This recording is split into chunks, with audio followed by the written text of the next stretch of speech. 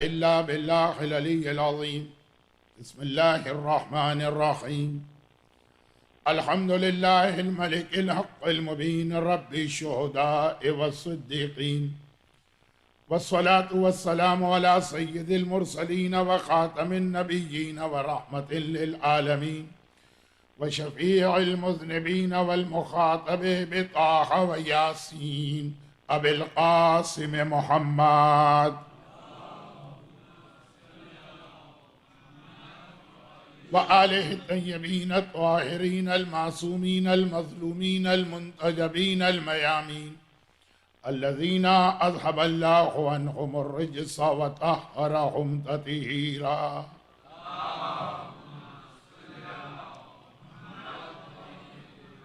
سيما للإمام المنتظر والحجة الثاني أشهر أجل اللهم له الفرج. أما بعد فقد قال الله عز وجل في كتابه المبين وفرقانه المتين وقرآنه المجيد وقوله الحق. بسم الله الرحمن الرحيم.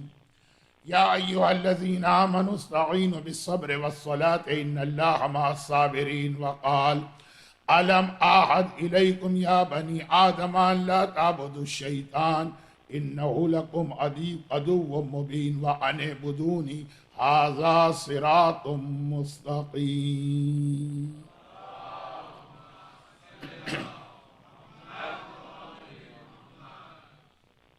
اربعین سے پہلے کا لاسٹ ویکینڈ ہے، مجالس بہت زیادہ ہیں. آپ نے بھی آج دن بھر مختلف مجالس میں شرکت کی ہوگی اور رات کو بھی ان مجالس کے بعد بھی مجالس ہیں، کل کا سارا دن. اور میری بھی تقریباً یہی کیفیت ہے، اس لیے ذرا سا آواز پہ بھی اس کا اثر آپ کو نظر آئے گا اور تقریر بھی نسبتاً مختصر رہے گی. گرچہ اس عشرہ زینبیہ کے لیے سورہ یاسین کی اس آیت کو سرنامہ کلام قرار دیا گیا، اس کی تلاوت تو روز ہو رہی لیکن گفتگو کا موقع براہ راست نہیں مل رہا. اب یہ الگ الگ باتیں جو ہر مجلس میں آ رہی ہیں، جب آخری 2 یا 3 مجالس میں ان کو جوڑا جائے گا تو یہ اندازہ ہوگا کہ پہلے 6 دن بھی بات اسی آیت کی روشنی میں ہوئی. یہ الگ مسئلہ ہے کہ وضاحت ابھی نہیں کی جا رہی. ابھی جہاں پہ ہماری بات کل تک پہنچ کے رکی تھی، یہ سورہ بقرہ کی 6 مسلسل آیتیں، اور چونکہ ان میں سے 3 آیتیں بہت مشہور ہیں بلکہ 4، تو یہ آیتوں کا بیان زیادہ طولانی آپ کو نہیں لگے گا. اے ایمان لانے والوں، اللہ سے مدد مانگنا ہے تو صبر و صلات سے مدد مانگو، کیونکہ اللہ صبر کرنے والوں کے ساتھ. وَلَا تَقُولُ لِمَنْ يُقْتَلُ فِي سَبِيلِ اللَّهِ أَمْوَاتٌ أَحْيَاءٌ بَل لَا يَشْعُرُونَ وَلَٰكِن لَا تَشْعُرُونَ. اور خبردار راہ خدا میں مارے جانے والوں کو مردہ نہ کہنا. وَلَنَبْلُوَنَّكُمْ بِشَيْءٍ مِّنَ الْخَوْفِ وَالْجُوعِ وَنَقْصٍ مِّنَ الْأَمْوَالِ وَالْأَنفُسِ وَالثَّمَرَاتِ. اور ہم تمہارا امتحان ان چیزوں سے لیں گے. وَبَشِّرِ الصَّابِرِينَ الَّذِينَ إِذَا أَصَابَتْهُمْ مُصِيبَةٌ قَالُوا إِنَّا لِلَّهِ وَإِنَّا إِلَيْهِ رَاجِعُونَ. میں ترجمہ بھی پورا نہیں کر رہا کیونکہ آیتیں اتنی مشہور ہیں اور یہ مسلسل چل رہی. أُولَٰئِكَ عَلَيْهِمْ صَلَوَاتٌ مِّن رَّبِّهِمْ وَأُولَٰئِكَ هُمُ الْمُهْتَدُونَ. اور امتحان میں کامیاب ہونے والے یہ لوگ، انہیں پہ ان کے رب کی جانب سے صلوات بھی ہے، رحمت بھی ہے، ہدایت بھی ہے. ان الصفا والمروہ. اب اس کے بعد قرآن کریم نے ایسے ایک پیغام کو جوڑ کر ان آیتوں کو مکمل کیا کہ بظاہر اس کا کوئی ربط سمجھ میں نہیں آتا. پہلی 5 آیتیں تو سب ایک دوسرے سے ملی ہوئی ہیں، سمجھ میں آ رہی.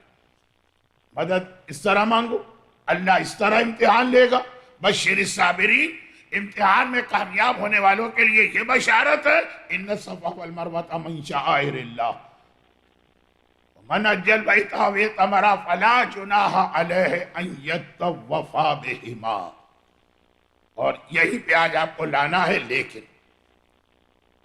لیکن اس سے پہلے جو پہلی 5 آیتوں کا پیغام ہے، ایک پیغام پتہ نہیں کتنے سارے، لیکن جو میں نے فی الحال اپنے سامنے رکھا وہ یہ ہے کہ نماز پہ کوئی کمپرومائز نہیں کرنا.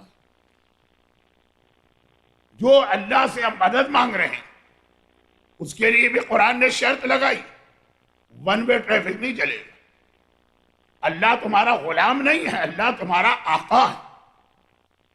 اب یہ میرا جملہ نہیں ہے، یہ نہج البلاغہ کے خطبہ نمبر 24. نہج البلاغہ کے خطبات کے بارے میں ایک بات یاد رکھیے، +1 -1 ہمیشہ ہوگا، کیونکہ نمبرنگ میں ذرا سا اختلاف ہے علماء میں.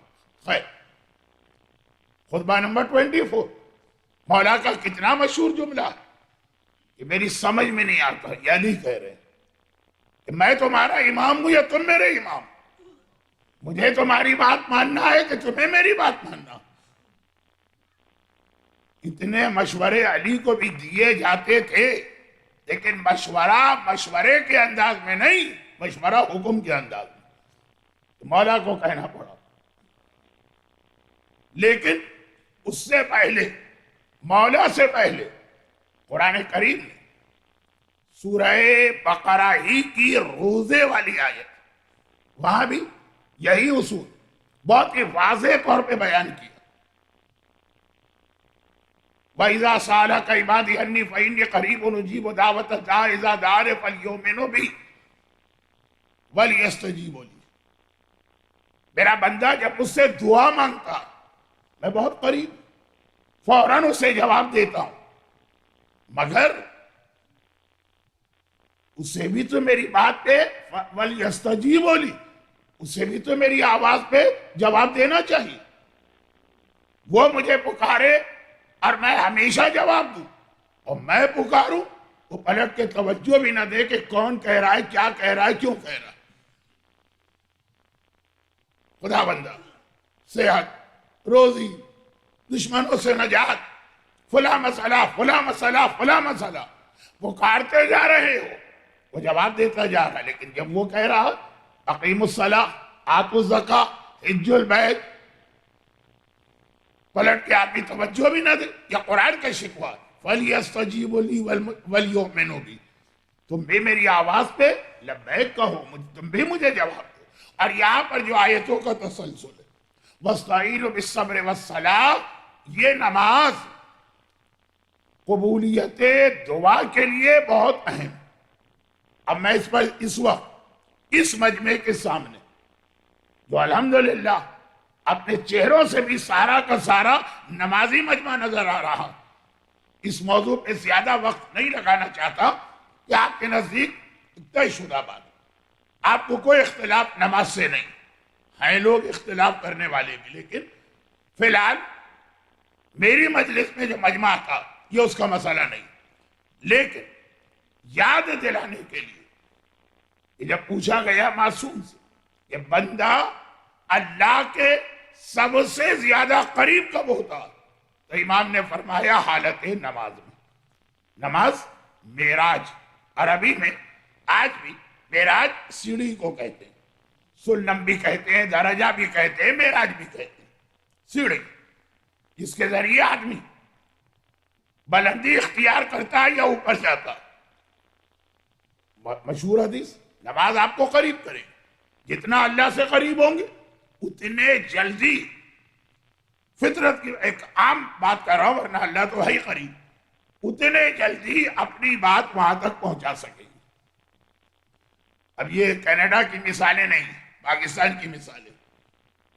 سربراہ مملکت نے فلاں علاقے کا دورہ کیا، کوئی درخواست گزار مجمع کو چیرتا ہوا سیکیورٹی کو توڑتا ہوا آیا، ہاتھ کے ہاتھ درخواست تھما دی. اب یہ ہوتا ہے کہ زیادہ اطمینان ہوتا ہے کہ یہ قبول ہو جائے گی. نماز ایسی بالکل آپ اللہ کے پاس پہنچ گئے. فَكَانَ قَابَ قَوْسَيْنِ، دو کمانوں کا فاصلہ نبی ہی کا نہیں ہے، آپ کا بھی ہے، کیونکہ اللہ کا کوئی فزیکل وجود نہیں۔ تو قربت کی منزل بتائی جا رہی تو نماز، کوئی کمپرومائز نہیں۔ حضرت اسماعیل قرآن کریم جہاں پہ ان کی تعریف کر رہا، وَكَانَ عِنْدَ رَبِّهِ مَرْضِيًّا، لفظ مرضیہ قرآن میں پہلی بار حضرت اسماعیل کے لیے آیا، پھر آقا حسین کے لیے آیا، یا ایتھا النفس المطمئنہ ارجعی الی ربک راضیۃ مرضیہ۔ پہلے اسماعیل، پہلی شخصیت کہ اللہ اس سے راضی ہے، اور قرآن نے ریزن کیا بتایا، کان یأمر اہلہ بالصلاۃ، وہ اپنے گھر والوں کو نماز کی تلقین کیا کرتے، وہ اپنے گھر والوں کو نمازی بناتے تھے۔ اور آج کل جو میرا ایک کلپ بلا وجہ لوگوں نے بہت زیادہ پھیلا دیا، نماز ہدایت اولاد، تو اس کو دہرانا نہیں ہے، 10 منٹ نکل جاتے ہیں، لیکن اس نماز میں جو اہم ترین آیت تلاوت کی جاتی ہے وہ حضرت ابراہیم، رب اجعلنی مقیم الصلاۃ ومن ذریتی، اے خدا مجھے نمازی بنا، لیکن خالی مجھے نہیں، میری اولاد کو بھی۔ اور اس میں ایک پیغام بھی، پہلے اپنے لیے پھر اولاد کے لیے، تربیت کا بہت اہم اصول، اولاد نمازی نہیں بن سکتی جب تک کہ باپ نمازی نہ ہو، پہلے خود عمل کرنا، اس کے بعد اولاد۔ لیکن آج کا موضوع تربیت اولاد نہیں، کوئی کمپرومائز اس پہ نہیں، اور بس وہ جملہ جس کے ساتھ میں اپنے 2 دن پہلے کے جملے کو مکمل کرنا چاہتا ہوں۔ کچھ لوگوں نے کہا کہ مولانا آئندہ سال پتہ نہیں آپ ہم کون رہے کون نہ رہے، تو بات ہاتھ کے ہاتھ بتا دیجیے تو ٹھیک ہے، اور کوئی موضوع سے بہت ہٹ کے بات نہیں ہے، لیکن وہی جو آیت چل رہی ہے کہ اللہ سے مدد، صبر اور نماز، کوئی کمپرومائز نہیں، خود بھی اپنی اولاد کو بھی۔ رب اجعلنی مقیم الصلاۃ ومن ذریتی ربنا وتقبل دعا، آیت ہے، پہلے نمازی بنو، پھر اللہ سے توقع کرو کہ اللہ تمہاری ہر دعا قبول کرے۔ لیکن نماز کے حوالے سے وہ آخری بات بتا دوں جو کئی بار دہرا چکا ہوں، لیکن آج دہراؤں گا نہیں، بہت مختصر، کہ نماز آدمی کو اس دنیا سے نکال کے کسی اور دنیا میں پہنچا دیتی، دوسری دنیا۔ معصومین کے واقعات حالت نماز میں ہیں، پتہ ہی نہیں چلتا دنیا میں کیا ہو رہا۔ ہاں، اگر کوئی اللہ کو پکارتا ہے وہ آواز سن لیتے ہیں کیونکہ وہاں پہنچے ہوئے ہوتے ہیں۔ نماز اس دنیا سے نکال کر دوسری دنیا میں لے جانے والے عمل کا نام ہے۔ میں کہنا کیا جا رہا ہوں وہ ابھی سمجھا رہا ہوں۔ جب امام نماز کے عالم میں، گویا اب اس دنیا میں نہیں، چلے گا اس دنیا سے، اور پورا دن نہ صحیح تو پوری رات کو امام نماز پڑھتی۔ یہ نماز کا اتنا شوق، یہ توحید والے جملہ نہ بن جائے۔ بعض اوقات میں عام طریقے سے ایک بات کہتا ہوں، لیکن سننے والوں کے ذہن میں ذرا سا بدتمیزی کا یا بد اخلاقی کا پہلو آتا، تو میں معذرت بھی کر لیتا ہوں اور وضاحت بھی۔ نماز پوری رات، پیغمبر کی وہ حدیث، تمہاری دنیا میں مجھے پسند ہی صرف 6 چیزیں ہیں، جن میں سے ایک نماز ہے، ایک صبر ہے۔ معصوم کا جملہ، الصلاۃ قرۃ عینی، نماز میری آنکھوں کی ٹھنڈک۔ نماز میں اتنا دل کیسے لگتا؟ بہت عجیب سا سوال، ضرورت بھی نہیں لیکن ہے ضرورت۔ ہزار رکعت نماز پڑھی جا رہی، لیکن ایک چیز ذہن میں رکھیے، چوتھے امام کے بارے میں ایک جملہ میں نے 2 دن پہلے کہہ کے چھوڑ دیا تھا، کہ جو مدرسہ چھٹے امام کے نام سے مشہور ہوا، کسی حد تک لوگ سمجھتے ہیں، جان لیتے ہیں کہ آپ 5واں امام کا بھی اس میں ایک رول ہے۔ اصلاً بنیادی طور پر وہ مدرسہ چوتھے امام نے قائم کیا. ضرورت بھی تھی، حالات بھی ذرا سے سازگار تھی. ضرورت کیوں تھی؟ ضرورت اس لیے تھی چوتھے امام کے زمانے میں محمد بن قاسم سندھ پہنچا. چوتھے امام کے زمانے میں طارق ابن زیاد اسپین پہنچا. چوتھے امام کے زمانے میں مسلم ابن قتیبہ رشیا میں داخل ہوا. ایسے ایسے علاقوں میں اسلام پہنچ رہا. جہاں ایک مسئلہ ہو گیا، اسلام تو پہنچ گیا، لیکن یہ دنیا کے ترقی یافتہ ممالک ہیں. یہاں کے پرابلمز عرب کے جاہل بدوؤں کے پرابلم سے الگ. یہ تو خیر میں چوتھے امام پہ 2 اشرے پڑھ چکا ہوں اور اسی المہدی کے اس ممبر سے. تو اب یہ اتنے نئے نئے مسئلے عالم اسلام میں آئے کہ علماء اسلام نے تو زندگی میں کبھی سنا بھی نہیں تھا مسئلہ. جواب کہاں سے لائے؟ اور جواب چاہیے. جو لوگ نیا اسلام قبول کر رہے ہیں انہیں جواب چاہیے اپنے علاقے کے مسائل کا. اب ہندوستان کے مسائل بالکل الگ ہیں. عرب کے اس بدو سے جس کی ساری زندگی ایک اونٹنی، اسی کے دودھ کو غذا بناتا، اسی کے بالوں سے خیمہ بن کر اس میں رہتا، اسی سے کپڑے تیار کرتا، اس کی روٹی، اس کا کپڑا، اس کا مکان وہ ایک اونٹنی. اور وہ ہندوستان کی اتنی پرانی تہذیب، یورپ میں رومن لا، گریک فلسفی اتنی پرانی، رشیا، اور وہاں سے مسئلے آ رہے ہیں. حکومت مجبور. ایک ہی جگہ ہے جہاں سے سوال کا جواب مل سکتا. چوتھے امام نے مدرسہ قائم کیا، اگنور کیا، اس لیے کہ یہ ان کے اپنی حکومت کو بچانے کا ذریعہ بن رہا. تو خیر بات بہت لمبی ہو گئی، جبکہ آج نہ چوتھے امام کی ولادت کی تاریخ ہے، نہ شہادت کی تاریخ ہے، نہ عشرہ سجادیہ. اتنی بات بھی مجھے اس ایک جملے کے لیے کہنا پڑی کہ حکومت کی توجہ جان بوجھ کر کہ یہی ہمارے مسئلوں کو حل کریں گے، حکومت نے توجہ ہٹا لی. بلکہ جو 2 دن پہلے ایک جملہ میں نے کہہ بھی دیا تھا، اگر کبھی دوسروں کے بغاوت کو کچلنے کے لیے مدینے پہ اٹیک کرنا بھی پڑا حکومتوں کو، بہت سختی کے ساتھ یہ آرڈر تھے کہ ان کے خاندان اور ان کے گھر کا رخ نہ کرنا. اور اگر یہ ہمارے مجرموں کو پناہ بھی دے دیں تو چھوڑ دیں. نہیں چاہتا وہ ظالم حکمران، وہ ایک بھی نہیں. 35 سال میں جو چوتھے امام کی امامت ہے، پھر بتا دوں چوتھے امام کے حالات نہیں پڑھ رہا، چوتھے امام کی امامت پہ بات نہیں کر رہا، ایک خاص جملے تک آپ کو لے جانا. اور ابھی میں روکوں گا اپنی بات، 2 چھوٹے واقعات سناؤں گا، پھر وہ جملہ مکمل کروں گا. لیکن پہلے وہ واقعات سے پہلے ایک منزل پہ پہنچنا کہ اب راحت ہے، آرام ہے، فری ہینڈ ہے. مدینے پہ اٹیک بھی ہو رہا تو ایک ہی گھر جس کے لیے آرڈر ہے کہ ادھر مت جانا. اللہ کے گھر کے لیے آرڈر نہیں ہے مسجد پہ اٹیک کرو. دنیا میں ہمیشہ ایک طریقہ رہا کہ جب لوگ ظالم کی فوج سے پناہ کے لیے بھاگتے ہیں تو عبادت خانوں کا رخ کرتے ہیں، مسجدوں میں جاتے ہیں، خانہ کعبہ میں جاتے ہیں، ہر جگہ. تو مسجد تک کے لیے آرڈر ہے، کوئی احترام نہیں کرنا سوائے چوتھے امام کے گھر کی. اتنا فری ہینڈ دیا. پھر بھی آپ نے نہیں سنا ہوگا، عام لوگوں سے بھی اور علماء سے بھی نہیں سنا ہوگا کہ چوتھے امام کا زمانہ بڑا راحت و آرام کا زمانہ تھا، اور امام نے اس وجہ سے وہ مدرسہ قائم کیا، آج کی زبان میں حوزہ علمیہ کہیے، کہ جس سے فقہ جعفری مکمل ہو کے ہمارے سامنے آئی. یہ جملہ نہیں کہا جاتا ہوگا جو 5ویں کے لیے کہا جاتا ہے، جو 6ٹھے کے لیے کہا جاتا ہے. بہت ہی اہم ایک چیز.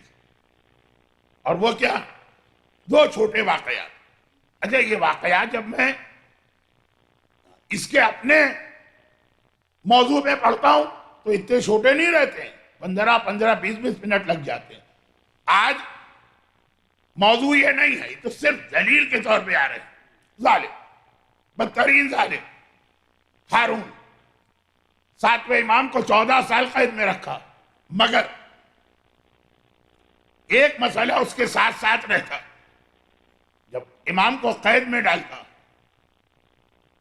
تو امام کی نگرانی کے لیے پورے اسلامی دنیا کے سب سے ظالم، شقی، پتھر دل آدمی کو ڈھونڈ کے لاتا جس کے دل میں رحم نہ ہو. مگر امامت کا کردار جب وہ دیکھتا ہے، بڑے سے بڑا سنگ دل موم ہو جاتا ہے.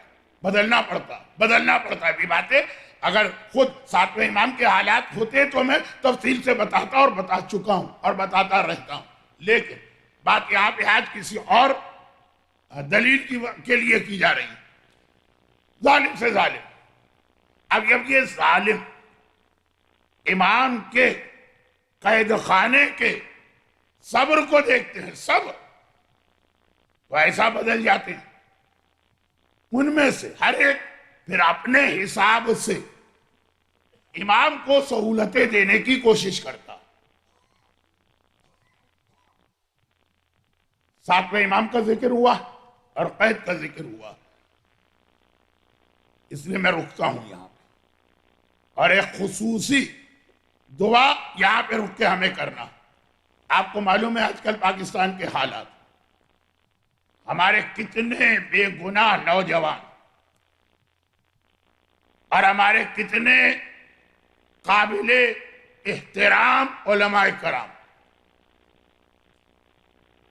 صرف اس لیے قید کر لیے جاتے ہیں، اور قید بھی چلیں، ایک قانونی کارروائی غائب کر دیے جاتے ہیں. وہ ایران سے آئے، آٹھویں امام کی زیارت، کل آٹھویں امام کی شہادت کی مجلس ہے، اور آج بھی دوسرا واقعہ بھی آٹھویں امام کا ہی آئے گا. اور پہلا واقعہ اسیر بغداد، جو لاپتہ نوجوان علماء کرام بھی اس میں شامل ہیں، ملت جعفریہ. آپ یہاں راحت و آرام سے اس طرح بیٹھیں کہ سوچ بھی نہیں سکتے کہ دنیا کے کسی مہذب ملک میں کبھی ایسا ہو. جیسا کہ ہمارے قائدین پاکستان میں کہہ رہے ہیں کہ ٹھیک ہے، اگر ان لوگوں نے کوئی جرم کیا تو اپنے قانون کے مطابق، چلو ہم اسلامی قانون کی بات نہیں کرتے، شرعی قانون کی بات نہیں کرتے، تمہارے اپنے قانون کے مطابق مقدمہ چلاؤ، کورٹ میں لے جاؤ، جو بھی طریقہ ہے تمہارا، جو قانون، اس سے ہمیں اختلاف بھی ہے. لیکن آپ کو معلوم ہے کہ پاکستان میں یہ سب نہیں ہوتا. غائب، اور ایسا غائب کہ ایسا لگے کہ یہ آدمی دنیا میں کبھی آیا ہی نہیں تھا. کیا گزرتی ہوگی ماؤں پہ، اور کیا گزرتی ہوگی باپ پہ. اور یہ بھی ہماری ملت کی ماں اور باپ ہے، وہ صبر کرتے ہیں، ہم سے برداشت نہیں ہوتا. چنانچہ ساتویں امام کا ذکر ہوا اور ان کی قید کا ذکر ہوا، تو پروردگار کی بارگاہ میں خصوصی دعا، خدا بندہ اس اسیر بغداد باب الحوائج کی 14 سال کی قید کا واسطہ، اور یہ جو چہلم کا عشرہ ہے جہاں پہ اہل بیت اور یہ کربلا کی خواتین کی رہائی کے مسائل پڑے جاتے ہیں، خدا بندہ ان بے گناہ قیدیوں کا واسطہ ملت جعفریہ کے جو علماء اور نوجوان صرف ایران زیارت کے لیے گئے، اس وجہ سے لاپتہ کر دیے گئے، ان سب کے جلد از جلد رہائی کے اسباب فراہم فرما. ساتواں امام رہا نہیں کر سکتا، وہ نگران جو امام کا شیعہ نہیں بنا ہے، محب بن گیا. البتہ اپنے اختیارات کے دائرے میں رہ کر جتنا ممکن ہے سہولت. بہت وقت گزر رہا ہے، کل رات کی مجلس کتنی لمبی ہو گئی تھی، آج یہ نہیں ہونا چاہیے. انہی میں سے ایک کا واقعہ بہت جلدی پورا کر رہا ہوں. وہ اور تو کچھ نہیں کر پایا، لیکن ہارون، اور ہارون کیا ہر ظالم یہ کرتا ہوگا، جو اختیارات دیے تھے اس اختیارات میں سے ایک قانون کا فائدہ اٹھایا، اور وہ یہ تھا کہ اگر تمہیں اطلاع ملے کہ ان کے چاہنے والے یا ماننے والے ان کو رہا کرانے کے لیے قید خانے پہ حملہ کرنے والے، تو پھر تم کو اجازت ہے کہ فوری طور پر ان کو یہاں سے کہیں نامعلوم مقام پہ منتقل کر دینا. الفاظ تو بہرحال میرے ہیں، یہ اختیار دینا ضروری ہوتا۔ اور صاحبان ایمان نے ساتویں امام کی قید کے درمیان جتنے موومنٹ چلائے ہیں وہ خود بڑی دلچسپ تاریخ ہے، مگر جس قوم کے پاس اپنے ائمہ طاہرین کے حالات سننے کا وقت نہ ہو تو اس میں پھر عام مومنین کرام کے رول کو اور جہاد کو کیسے بیان کیا جائے۔ آج بھی کتنے لوگ ایسے ہوں گے کہ مجلس کے بعد کہیں گے پڑھا کیا گیا، مجلس کیا ہوئی آج؟ تو ساتویں امام قید میں ان کی رہائی کی کوشش بھی کی جا رہی، چنانچہ اس قانون سے فائدہ اٹھایا اور امام کو قید خانے سے بغداد کے ایک مکان میں منتقل کر دی۔ اب قید خانہ اس کا بیان ہی 10 منٹ لیتا۔ بہرحال زیر زمین میں کینیڈا میں یہ چیز کم پڑھتا ہوں، کینیڈا کے بیسمنٹ اتنے شاندار ہوتے ہیں کہ ہمارے پاکستان کے محلات اتنے شاندار نہیں ہوں گے تو آپ کی سمجھ میں نہیں آئے گا۔ لیکن جہاں قیدیوں کو رکھا جاتا ہے، نہ ہوا ہے، نہ روشنی ہے، نہ غذا ہے، نہ کھڑے ہونے کی جگہ ہے، نہ لیٹنے کی جگہ، اور امام کو وہ یہاں لے کے آگے ایک چھوٹا سا کمرہ صحیح، کھلا صحن کمرہ، اور اگلے دن پہنچ گئے۔ فرزند رسول، میں آپ کا شیعہ نہ تھا نہ ہوں، لیکن جتنا میرے اختیار میں تھا میں نے آپ کو سہولت دی ہے۔ بہت مشہور واقعہ، امام کا جواب کیا تھا؟ امام کا جواب کیا تھا؟ امام نے کہا اچھا یہ تم نے ہمیں سہولت دی ہے، ہم تو سمجھے تھے کہ اتنے مظالم سے بھی تمہاری تشفی نہیں ہوئی، تم نے ظلم اور بڑھانے کے لیے ہمیں یہاں بھیج دیا۔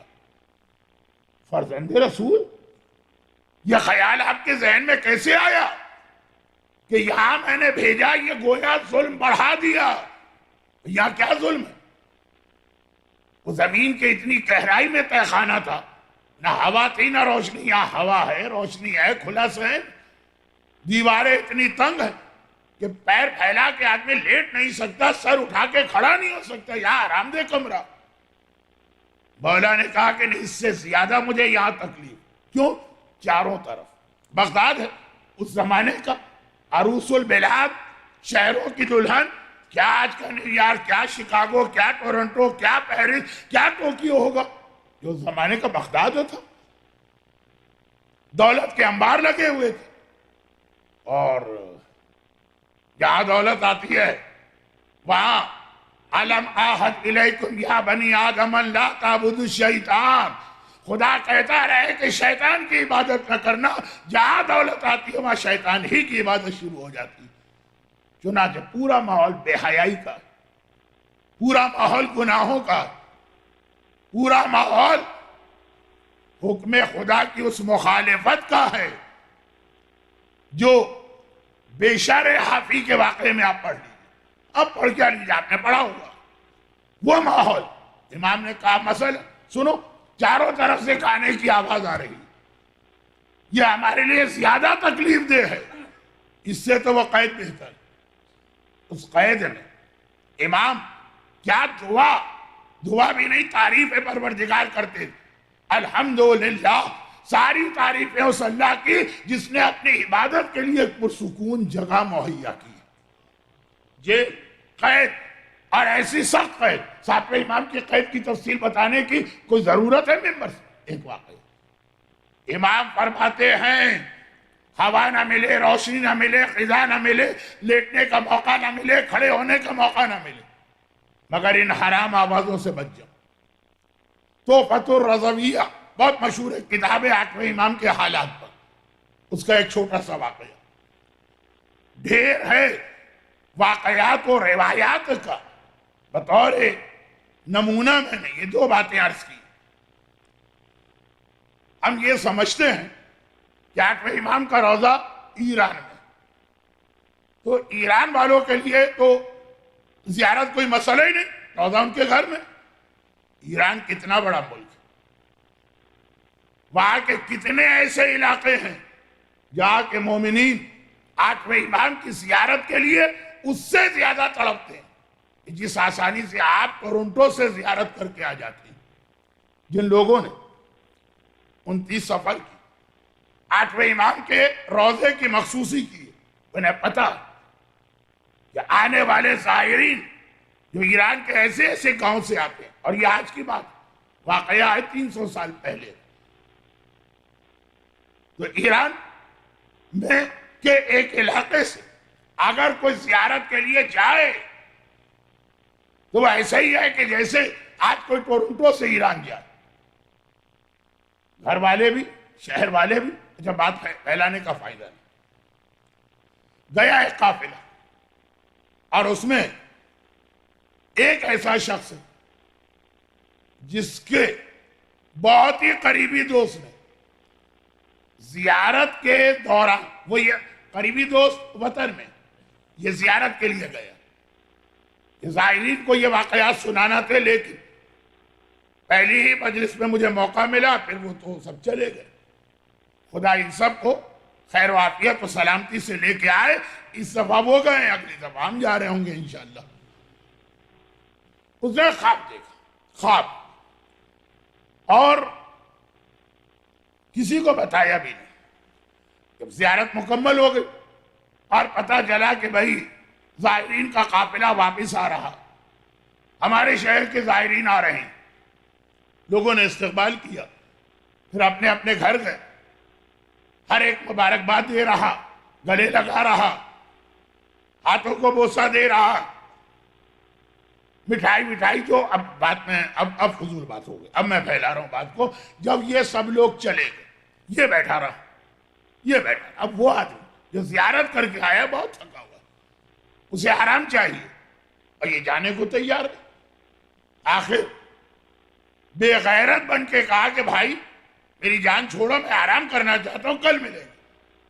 کہا ایک بات ہے، میں پوچھنا چاہتا بھی ہوں اور ہمت بھی نہیں پڑ رہی، اور انتظار کر رہا تھا کہ سب لوگ چلے جائیں.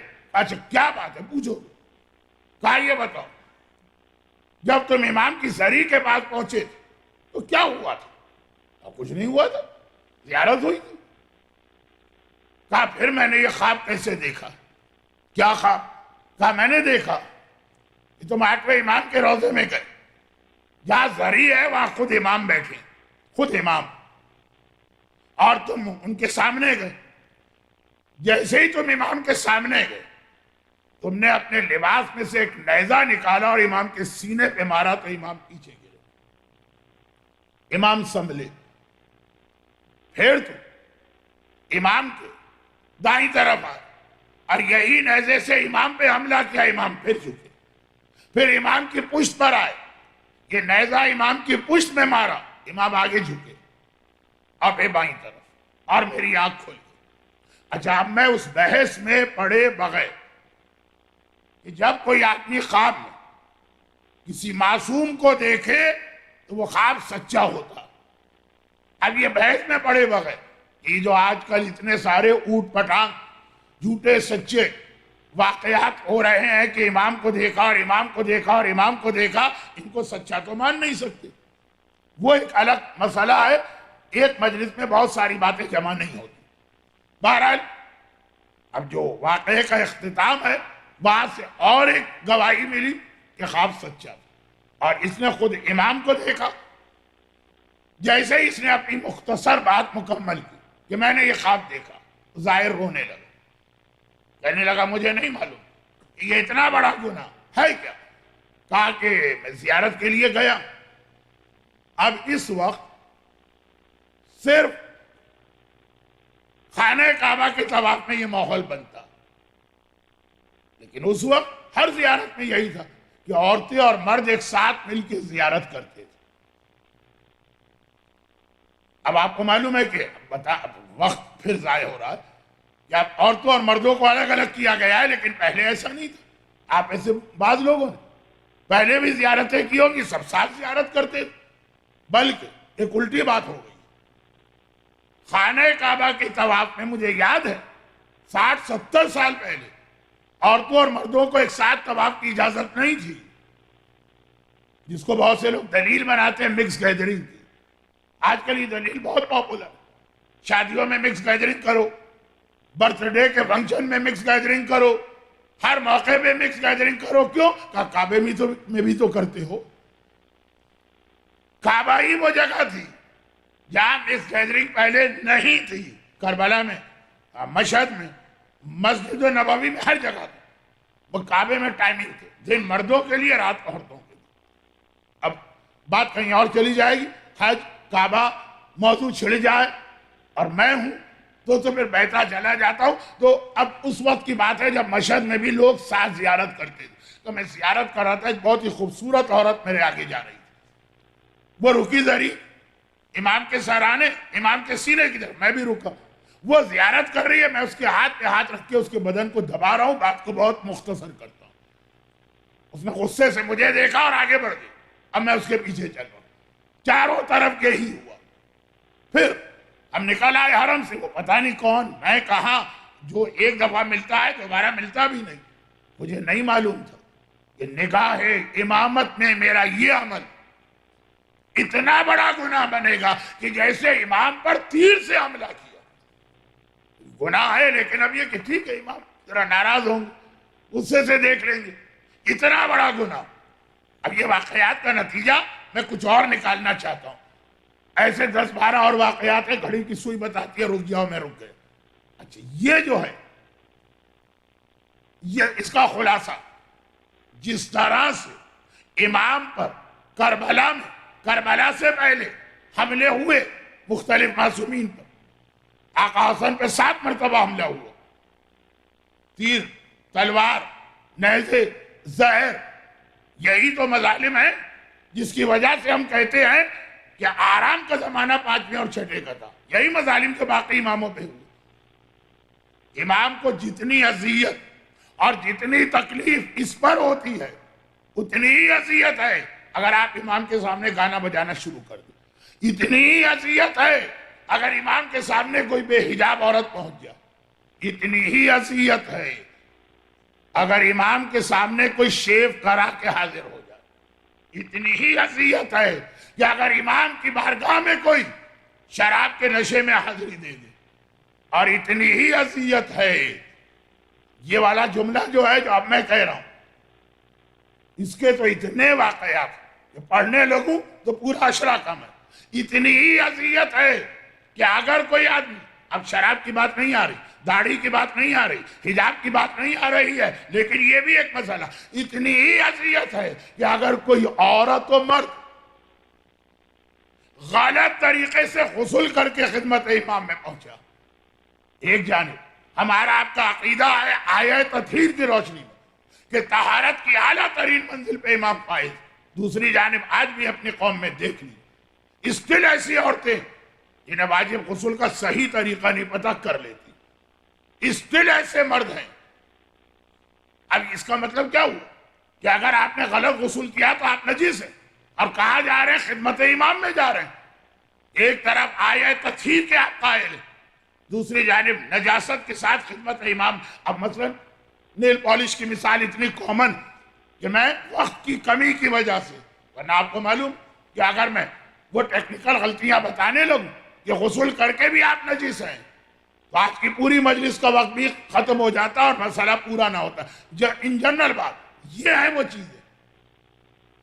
امامت تو بہت بڑی منزل، اپنے مراجع کے حالات میں نگاہ ڈالی، آقا میلانی کتنا عظیم مرجع، آقا قزوینی کتنے عظیم مرجع 200 سال۔ کوئی ایسا انسان آتا تھا جس کا غسل صحیح نہ ہو ان کے لیے بیٹھنا مشکل ہوتا تھا، جیسے بہت ہی بدبودار جگہ پہ اگر ہم کو لے جایا جائے۔ اور یہ تو وہ غلطی ہے جو باقی گناہ نہ کرنے والے بھی کرتے ہیں، کیونکہ لا علمی کی وجہ سے ہوتی، طریقے سے ہی نہیں پتا لوگوں کو۔ لیکن یہ پھر آج تیسری مجلس میں تھوڑا سا فقہی کلر آ گیا، 2 دن بھی کچھ مسائل ہوئے، تو مسائل کا تو یہ ممبر کے اوپر ان مجالس مسائل کا تو یہ فورم نہیں ہے، لیکن باقی گناہ۔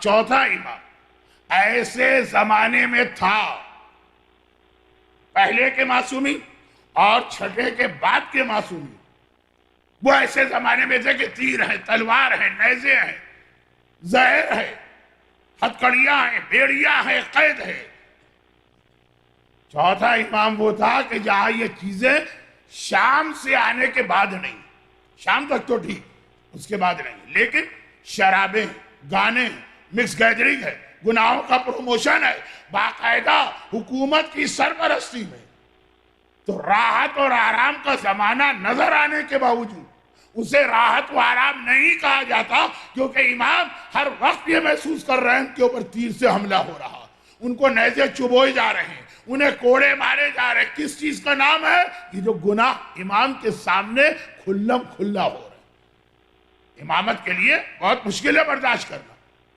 اور اب ایک جملہ جو سمجھانے کا وقت نہیں ہے لیکن بیان کرنا بھی ضروری، وہ یہ کہ فرض کیجئے،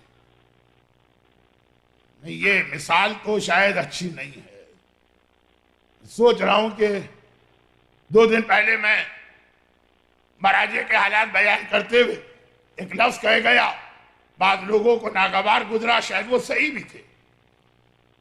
بہت سے لوگ انڈیا پاکستان دوسری شادیاں کرتے ہیں، بہت سے لوگ، آپ کو بھی الٹی پٹی پڑھاتے ہوں گے، خیر، تو دوسری شادی کرنے والوں کے اب کیا آرگومنٹ ہوتے ہیں؟ کیونکہ دوسری شادی، ہر ایک کے پاس کوئی نہ کوئی جواز ہوتا، ایک جواز اس میں یہ، کوئی کہتا اولاد نہیں ہو رہی، نسل آگے بڑھانا، نہیں اولاد، کوئی کہتا لڑکیاں ہیں مجھے تو بیٹا چاہیے، نسل آگے بڑھانا، الگ الگ آرگومنٹ۔ ایک یہ ہوتا، پہلی بیوی بہت ہی بدتمیز، بد زبان، بد اخلاق، گھر کو جہنم بنا رکھا، ہو جاتا۔ ابراہیم نے بھی اپنی پہلی بہو کو اسی بیس پر طلاق دلوائی، ابراہیم جیسا نبی۔ حلال چیزوں میں سب سے اللہ کو ناپسند طلاق ہے، سب سے ناپسند عمل اللہ کے سب سے پسندیدہ بندے نے کیا، جس کا لقب خلیل خدا، 4 معصومین کے بعد افضل ترین ایک ہے اس میں۔ لیکن یہ ایک بہت ہی کامن شکایت کہ پہلی جو بیوی ہے نا، اس نے زندگی کو عذاب بنا دیا، جہنم ہے گھر میں داخل ہوتے ہیں بس شروع ہو جاتی ہے، وہ سکون کے دو لمحے نہیں ملتے، اس لیے دوسری شادی کی، یہ بہت اچھی بیوی، وہاں جاتا ہوں خوب سکون اور راحت ہو آ رہا۔ بہت سے لوگوں کا آرگومنٹ ہے، لیکن بہت ہی بھونڈی مثال، بہت ہی عظیم مسئلے کے لیے دینے پہ مجبور ہو گیا وقت کی وجہ سے۔ امام معصوم، ذمہ داری ہے امامت، تو اس دنیا میں رہنا، تیر، تلوار، نیزے، برچیاں، پتھر، لوگوں کی بد اخلاقی، وہ سارے مظالم برداشت کریں، ڈیوٹی تو ڈیوٹی، وہ انجام دینا، لیکن پھر کچھ دیر کے لیے راحت و آرام کا ماحول چاہیے۔ اس بیوی سے آپ گھبرا گئے تو اب آپ گئے دوسری بیوی کے گھر، بہت ہی سکون دینے والی، مثل خدیجہ، یعنی مثل کنیز خدیجہ۔ امامت وہ امامت جس کے چاروں طرف شراب ہے، جوا ہے، گانا ہے، بے حجابی ہے، نمازوں کا قضا کرنا ہے، مال حرام کھانا، رہنا ہے اس دنیا میں، کیونکہ امامت یہاں کی۔ لیکن پھر کچھ دیر دوسری دنیا میں جانے کو دل چاہتا، سکون، راحت، ماحول ہی بدل جائے، مصلی پہ کھڑے ہو کے اللہ اکبر کہا، یہاں سے نکل کے امام خدمت پروردگار میں پہنچ گئے دوسری دنیا۔ جتنا زیادہ یہاں مظالم ہو رہے ہیں، میں آج پھر کہہ دوں جملہ، مظالم تلوار کا نام نہیں ہے، شراب کا نام، مظالم ہو رہے ہیں۔ مظالم سے مطلب امام کی کمر پہ کوڑا نہیں پڑ رہا ہے، امام کے سامنے گانا بجایا جا رہا۔ تو کل میں نے آقا خمینی کا ایک واقعہ پڑھا کہ حجاب اتارا اس اٹیلین جرنلسٹ نے، اتنی اذیت و تکلیف ہوئی کہ اٹھ کے چلے گئے۔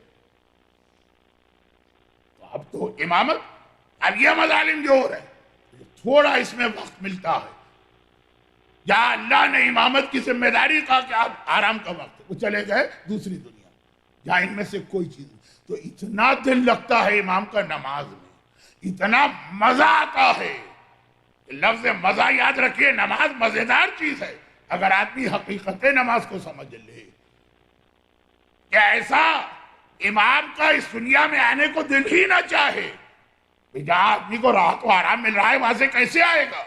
لیکن چونکہ امامت کی ذمہ داری زیادہ اہم ہے تو چوتھے امام کا زمانہ گناہوں کا زمانہ تھا. خیر گناہ تو ہر دور میں ہوئے.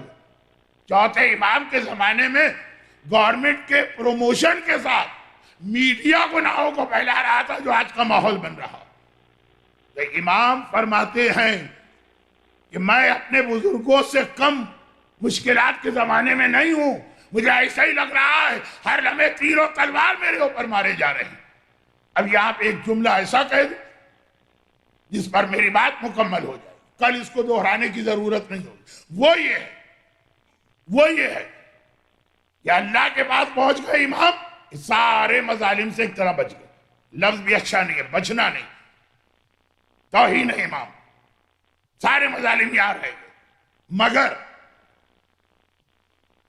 جیسے کوئی مجھ سے پوچھے کہ مولانا قیامت کب آئی تو میں جواب دوں, میرے حساب سے قیامت وہ دن ہے کہ اگر امام ان مظالم کی وجہ سے ہمارے گھروں میں آئے کہ بھئی یہاں یہ تو میرے ماننے والے کا گھر, یہاں تو مجھے راحت و آرام ملے گا, بنو امیہ کے گھر میں آرام نہیں ملے گا, یزیدیت کی قید میں آرام نہیں ملے گا, ہارون کی قید میں آرام نہیں ملے گا, یہ تو میرا مومن ہے, اور اگر سید ہو تو یہ تو میرا بیٹا.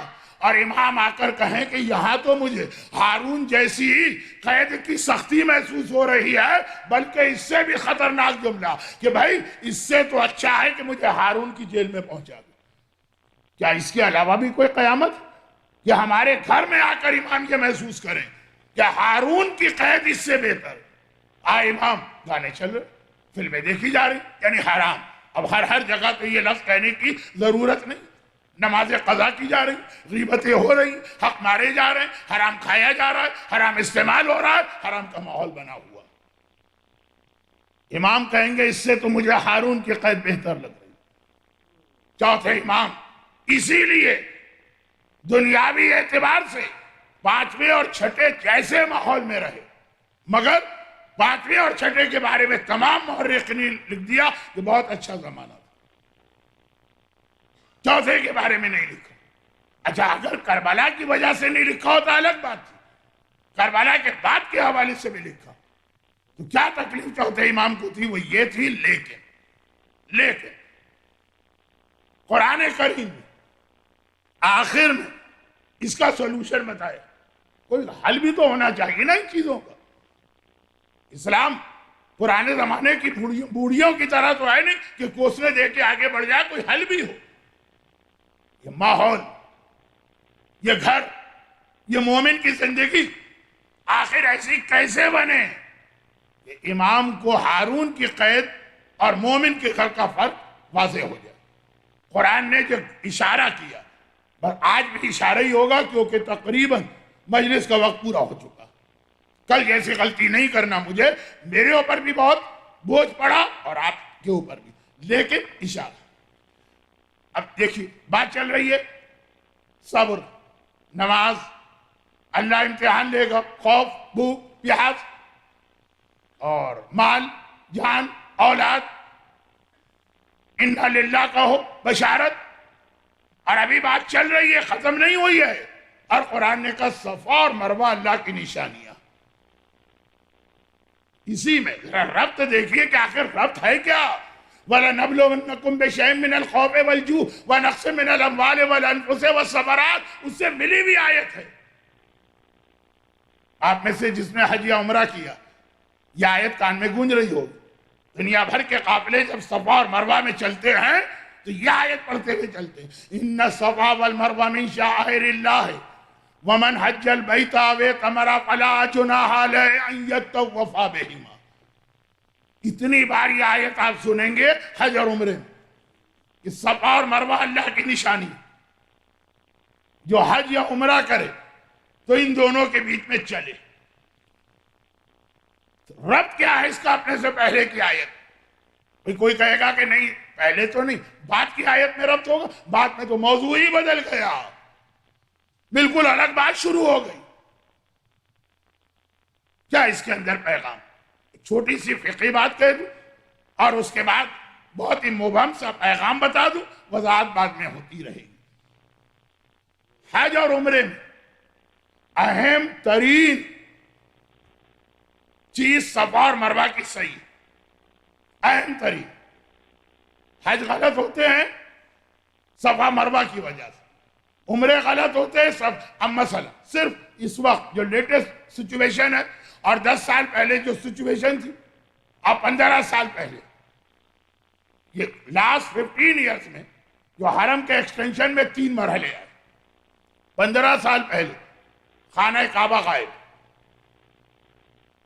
خاص طور پر عمرہ، خانہ کعبہ غائب، یعنی کعبے کے اندر کوئی رینویشن تھا، ریپیئر تھی، واللہ اعلم۔ چاروں طرف سے اتنے اونچے اونچے شیڈ لگا کر اس کو چھپا دیا گیا کہ آپ کہیں سے کعبہ دیکھ ہی نہیں سکتے، نہ گراؤنڈ لیول، نہ اوپر، نہ اونچی عمارت، کہیں سے کعبہ نظر نہیں آ رہا۔ تو فقہی سوال ہوا کہ آپ حج اور عمرہ کر سکتے ہیں کہ نہیں؟ طواف کعبے کا کرنا، کعبہ ہی نہیں۔ اور یہ تو میں نے وہ مثال دی جو 15 سال پہلے اپنی آنکھوں سے دیکھا اور عمرہ کیا۔ حجاج کے زمانے میں جائیے تو خانہ کعبہ کی دیواریں تک توڑ دی گئی، تھا ہی نہیں کعبہ، بنیاد تک نظر نہیں آ رہی، مگر کوئی بات نہیں، حج بھی ہو جائے گا، عمرہ بھی ہو جائے گا۔ فی الحال اس وقت اگر آپ کے گھر میں ڈائریکٹ ٹیلی کاسٹ ہے یا انٹرنیٹ پہ آپ دیکھتے ہیں، مقام ابراہیم جو بہت اہم جگہ ہے جہاں طواف کی نماز پڑھی جاتی ہے، غائب۔ اس وقت جو ایکسٹینشن ورک ہو رہا، مقام ابراہیم کے پیچھے دائیں بائیں نماز پڑھنے کی گنجائش ہی نہیں، جگہ ہی نہیں۔ بہت اہم ہے، جنہوں نے حج اور عمرہ نہیں کیا ان سے 2 منٹ کی معذرت، جو کر چکے ہیں ان کے لیے نہیں ہے آج کل مقام ابراہیم، غائب۔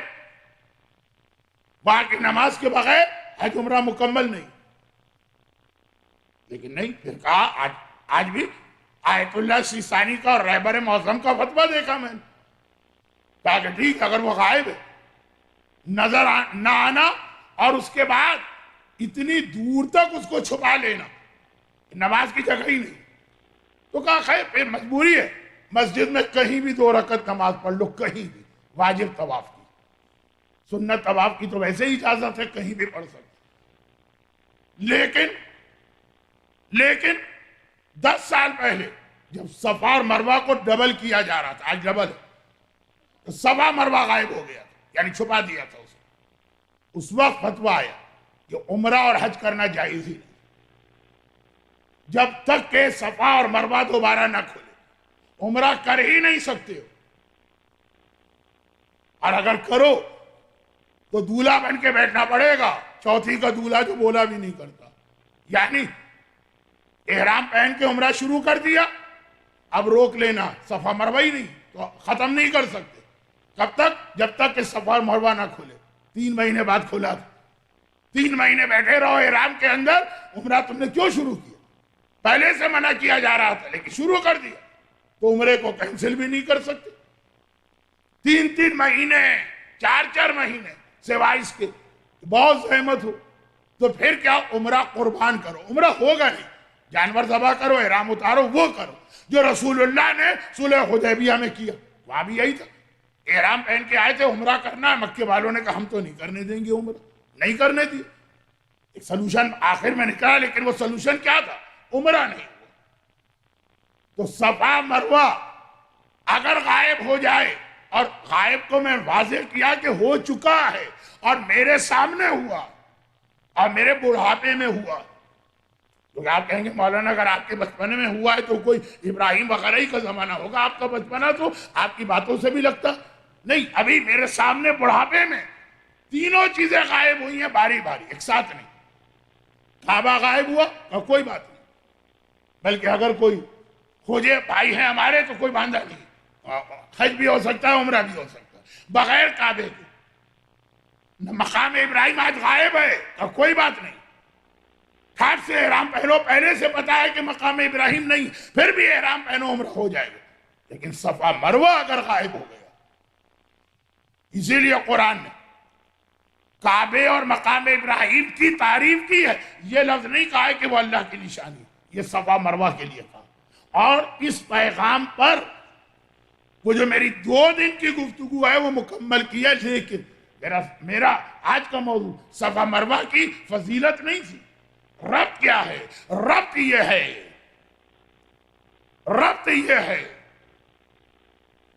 کہ خانہ کعبہ وہ ہے جو ابراہیم اور اسماعیل نے بنایا، مقام ابراہیم وہ ہے جہاں پہ ابراہیم کھڑے ہوئے ہیں، صفا مروہ وہ ہے جہاں پہ جناب ہاجرہ پانی کی تلاش میں دوڑی۔ تو ابراہیم نے جو گھر بنایا وہ نہ رہے تب بھی عبادت جاری رہے گی۔ جس پتھر پہ ابراہیم نے کھڑے ہو کے کعبے کی تعمیر کی وہ اگر نہ رہے تب بھی عمرہ ہوگا، لیکن ایک عورت ہاجرہ جن پہاڑیوں کے بیچ میں دوڑی ہے، اگر وہ نہ رہے نہ حج ہو سکتا ہے نہ عمرہ ہو سکتا۔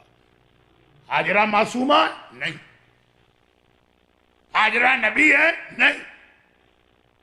لیکن جو ہاجرہ کی نشانی آج عالم اسلام کے پاس ہے وہ اتنی اہم بنی، یعنی جو بات مجھے واضح کر کے کہنا تھی لیکن وقت نہیں ہے تو میں نے کہا کہ بس سمیٹ دوں گا، یعنی اسلام کہتا ہے کہ عورت کے ذریعے سے جو نشانی بنتی ہے، جو جہاد ہوتا ہے، عورت جس چیز کو دین میں قائم کرتی ہے وہ مردوں بلکہ انبیاء کی قائم کی بھی چیزوں سے زیادہ اہم ہو جاتی ہے، کیونکہ عورت کا جہاد جب وقت پڑے طاقتور ہے، زیادہ نتیجے لے کے آتا۔ یہی جملہ آقا حسین نے پہلے دن کہا تھا جب کربلا جا رہے تھے۔ پہلے دن، تو پہلا دن کیا ہوگا؟ کربلا جانے کا 28 رجب۔ عبداللہ ابن عباس نے آ کر کہا فرزند رسول، اچھا اگر آپ کو جانا ہی ہے عورتوں کو لے کے نہ جائیے۔ زینب کا جواب تو میں نے 2 دن پہلے 3 دن پہلے مصائب میں دیا، لیکن آقا حسین کا جواب کیا تھا؟ کہا ہے ابن عباس جو جہاد میں کرنے جا رہا ہوں وہ ان کے بغیر مکمل ہو ہی نہیں سکتا۔ اگر میری زینب میرے ساتھ نہ ہوئی تو کربلا میں میری ساری قربانیاں بے نتیجہ رہ جائیں گی۔ کربلا میں اگر میں اسلام کو بچاؤں گا تو میری زینب میرے کربلا کو بچائے گی۔ یہ آقا نے پہلے دن کہا جو صفا اور مروہ کے ذریعے میں نے ٹوٹے پھوٹے الفاظ میں کچھ کہنے کی کوشش کی، لیکن آقا حسین نے واضح وہی بات کہہ دی، اور جو جملہ میں نے کل کہا تھا اس کو مکمل کر دی۔ زینب تو پھر زینب ہے، یعنی عصمت صغریٰ کی مالک ہے۔ باپ بھی معصوم ہے، ماں بھی معصومہ ہے۔ زینب نے کون سا دودھ پیا ہے؟ معصومہ کا۔ زینب کی رگوں میں کون سا خون ہے؟ معصوم باپ مشکل کشا علی کا۔ زینب نے کہا تربیت پائی یا پروان چڑھی، یا دونوں بھائی معصوم ہیں حسن و حسین کے ساتھ۔ تو زینب تو کردار کی جس منزل پہ بھی نظر آئے وہ کم ہے۔ یہاں تو چھوٹی چھوٹی بچیاں سکینہ جیسی ایسا جہاد کر رہی ہے کہ حسین کا پورا مشن کربلا میں اگر اصغر نے پورا کیا تو شام میں سکینہ نے پورا کیا۔ سکینہ کا خالی رونا، کل میں نے ایک لفظ کہا تھا نا، علی اصغر کا خالی مسکرانا کافی، پھر اصغر کو ضرورت نہیں ہے کہ اکبر و عباس کی طرح تلوار چلائیں، نیزہ چلائیں، تیر چلائیں۔ تو مسکراہٹ اصغر کی کامیابی اور سکینہ کا رونا، کوئی خطبہ دینے کی ضرورت نہیں۔ یہ رونے نے شام میں اتنی بڑی تبدیلی کی۔ اور طریقہ سکینہ کا یہ تھا کہ صبح کی نماز سے جو اٹھتی ہیں تو پورا دن روتی ہیں، آدھی رات تک روتی ہیں۔ آدھی رات کے قریب زینب بڑی مشکل سے سکینہ کو تھپک تھپک کے سلا دیتی، اور جب تک سکینہ نہیں سوتی سارا دن اور آدھی رات ساری بیویاں بیدار رہتی ہیں، سکینہ کو اپنے گرد حلقے میں لے کے بیٹھی ہوتی ہیں۔ چلے یہ تو پھر بھی سمجھ میں آتا، لیکن جب تک سکینہ نہیں سوتی یزید کی بھی آنکھ نہیں لگتی ہے، وہ بستر پہ جاتا ہے اور یہ سکینہ کا ماتم اس کے محل کی دیواروں سے ٹکراتا، آدھی رات کے بعد اس کو بھی نیند آتی۔ لیکن ماہ سفر کی کوئی تاریخ ہے، آج پہلے تو سکینہ عام طریقے کے مطابق پورا دن روئی، آدھی رات تک روئی. آدھی رات آ گئی، زینب نے سکینہ کو لٹا دیا، ایک ایک کر کے ساری بیویاں لیٹ گئی. آخر میں زینب کبریٰ بھی سکینہ کے قریب، اور ادھر یزید آ کے اپنے بستر پہ لیٹ گئے. لیکن آج عام رات نہیں تھی. ادھر سکینہ لیٹی، آنکھ لگی اور دوبارہ اٹھ گئی، اور اٹھ کے چاروں طرف دیکھا، کہا ہائے میرے بابا مجھے چھوڑ کے کہاں چلے گئے. زینب کبریٰ اٹھی، سکینہ بیٹی تجھے بھی پتا تیرا بابا کربلا میں ہے، سارا دن روئی ہے، آدھی رات روئی، یہ تو سونے کا وقت ہے. سکینہ کہتی ہے پھوپھی اماں میں وہ بات نہیں کر رہی، جیسے ہی آج میں لیٹی تھی اور میری آنکھ لگی، خواب میں نے دیکھا میرا بابا آیا، لیکن اکیلا نہیں آیا، میری دادی فاطمہ بھی ساتھ میں آئی ہیں. میں نے کہا بابا آپ کے بعد میں نے بڑے مظالم برداشت کی. بابا نے کہا سکینہ گھبرا نہیں، ہم تجھے لینے آئے تھے، تیری دادی جنت سے چل کے تجھے لینے آئے. پھوپھی اماں بھی میرا بابا تھا کہاں چلا گیا؟ اتنا جملہ زینب نے سنا، عالمہ غیر معلمہ ہیں، عقیلہ بنی ہاشم ہیں، سمجھ گئی کہ سکینہ کے جملے کا کیا مطلب ہے.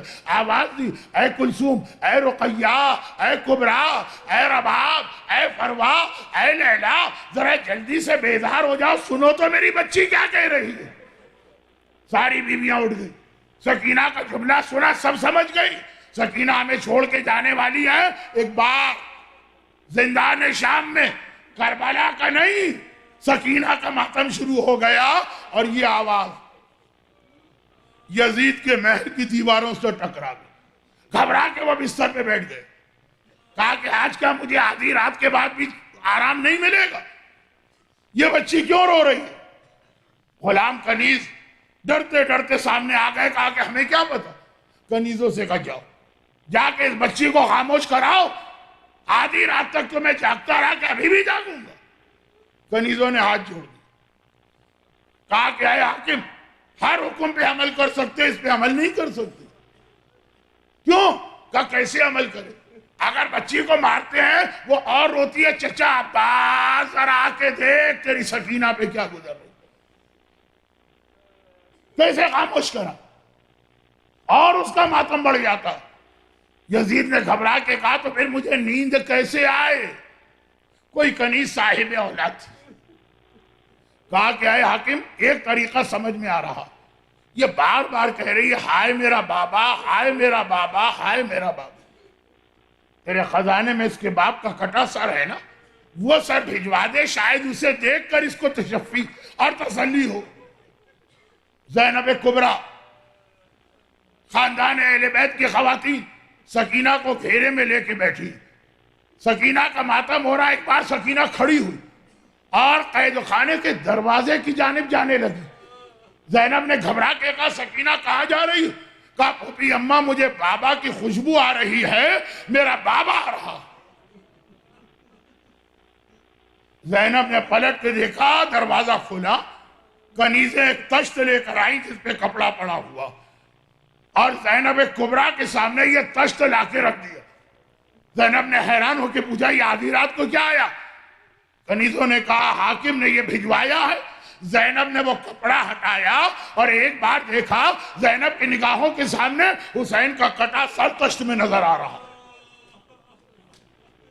بس ارباب اعضاء آپ سوچیے مومن کی کیا حالت ہوتی ہے. وہی ہوئی. پہلے تو ساری بیوی اپنی جگہ سے ادب اور احترام سے کھڑی ہو گئی، اس کٹے سر کا رخ کیا. پہلے تو سب نے زیارت پڑھی، السلام علیک یا ابا عبداللہ، السلام علیک یا ابن رسول اللہ. آقا ان کنیزوں کا سلام قبول کیجیے.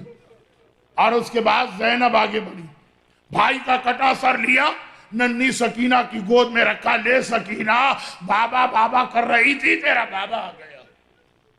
سکینہ جھکی، باپ کے ہونٹوں پہ ہونٹ رکھے.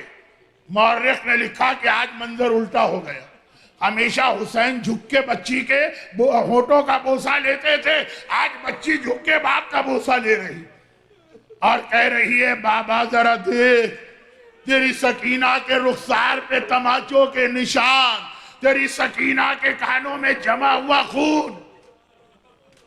مگر رک گئی بچی. بابا میں اپنی بات کر رہی ہوں, تو مجھ سے زیادہ زخمی نظر آ رہا ہے, تیرا گلا کٹا ہوا ہے, تیرے دانتوں میں چھڑی کے نشان ہیں, ہائے میرا بابا.